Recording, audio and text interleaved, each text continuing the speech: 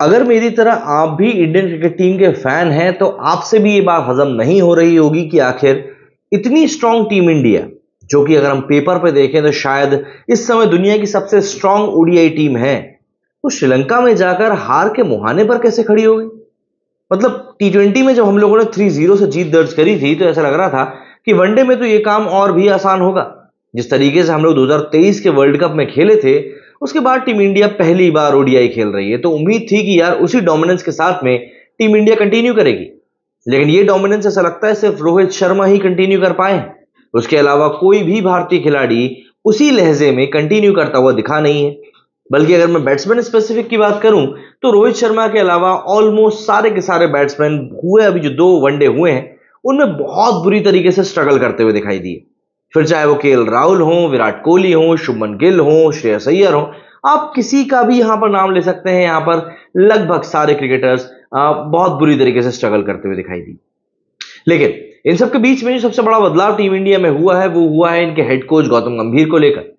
Team India के head coach Gautam गंभीर के ऊपर लेकिन अब लोग बोल रहे हैं कि यार आपकी ये कुछ जो एक्सपेरिमेंट्स हैं टीम इंडिया को शायद भारी पड़ रहे हैं।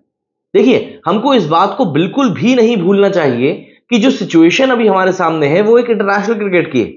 यहां पर हम लोग किसी प्रैक्टिस मैच की बात नहीं कर रहे हैं कि आप यहां पर किसी को भी खिला सकते हैं एंड नोबडी विल बॉदर।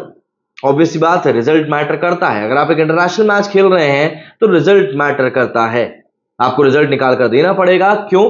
क्योंकि अगर ये सीरीज आप हारते हैं तो टीम इंडिया पिछले करीब 15-17 सालों में पहली बार श्रीलंका से सीरीज हारेगी एंड ऑब्वियस सी बात है ये इंडिया के रिकॉर्ड्स के लिए तो बिल्कुल भी ठीक नहीं होगा। तो ऐसे में टीम इंडिया को आखिरी बचा हुआ वनडे जो है अब किसी भी सूरत हाल में जीतना ही पड़ेगा, जिससे कि वो कम से कम इस सीरीज को लेवल तो कर सके। हम सब जानते हैं कि पहला मैच टीम इंडिया ने किस तरीके से टाई करा दिया था और दूसरा मैच काफी बुरी तरीके से टीम इंडिया हार गई थी। लेकिन ऐसे में सवाल ये उठता है कि आखिर वो कौन सी टैक्टिक्स हैं जिनको लेकर इस समय इतने अहम सवाल खड़े हो रहे हैं। आखिर वो कौन सी टैक्टिक्स हैं जिनको लेकर गंभीर के सामने गंभीर सवाल खड़े हो रहे हैं। दरअसल यहां पर हम लोग बात करेंगे दोनों ही मैचेस की कि आखिर दोनों ही मैचेस में क्या कुछ हुआ।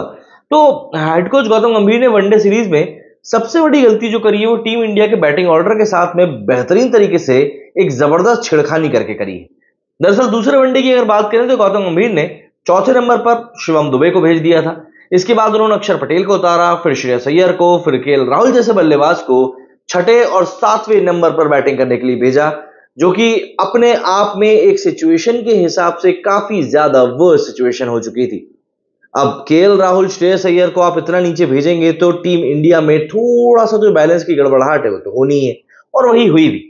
इसके अलावा पहले वनडे के मुकाबले में भी गंभीर ने रोहित शर्मा, शुभमन गिल और विराट कोहली के साथ तो कोई छिड़खानी नहीं करी, लेकिन इसके बाद उन्होंने नंबर 4 पर वाशिंगटन सुंदर को उतारा। इस वजह से फिर अय्यर, केएल राहुल का बैटिंग ऑर्डर नीचे खिसक गया। साफ है कि इसका नुकसान टीम इंडिया को हुआ और अब ये देखना है कि आखिरी वनडे मैच में क्या कोई और इस चीज को लेकर एक स्ट्रेटेजी बदलती है। रिकॉर्ड के लिए मैं आपको बता दूं कि भारतीय टीम के ऊपर 27 साल बाद श्रीलंका में वनडे सीरीज हारने का खतरा मंडरा रहा है। भारत को श्रीलंका के खिलाफ आखिरी बार वनडे सीरीज में हार का सामना 1997 में करना पड़ा था।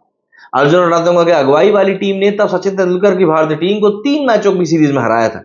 भारत और श्रीलंका के बीच तब से 11 वनडे श्रृंखलाएं हो चुकी हैं और इन सबको ही इंडिया ने जीता है। तो ऐसे में गंभीर बिल्कुल नहीं चाहेंगे कि उनके करियर की शुरुआत में ही एक इतना बड़ा बदनुमा दाग उनके ऊपर लग जाए, जिसको कि वो मतलब वाकई में अपने ऊपर लगने देना तो बिल्कुल भी नहीं चाहेंगे।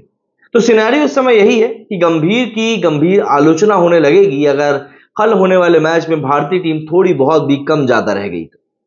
क्या कहना चाहेंगे आप लोग इस बारे में? कमेंट करके जरूर बताइएगा। मेरे इस वीडियो फिलहाल इतना ही। जय हिंद, जय भारत।